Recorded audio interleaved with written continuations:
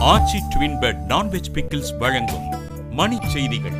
இணைந்து வழங்குபவர்கள் அரசன் சோ.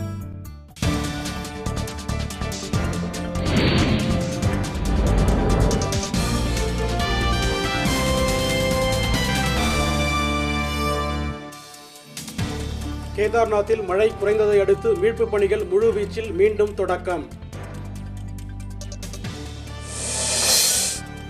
பத்ரிநாத்தில் இருந்து இன்று ஒரே நாளில் 2500 பேர் மீட்கப்பட்டிருப்பதாக ராணுவம் அறிவிப்பு.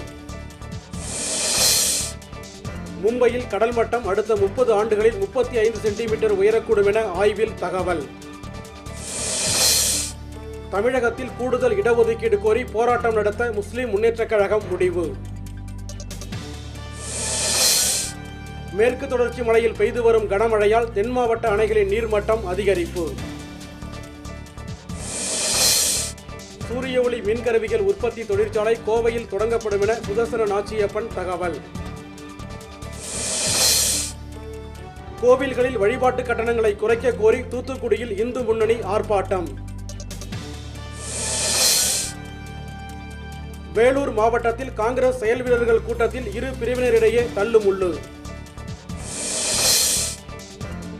சீனாவை அமெரிக்கா உளவு பார்த்த தகவலை வெளியிட்ட ஸ்னோடன் ஹாங்காங்கில் இருந்து தப்பியோட்டம்.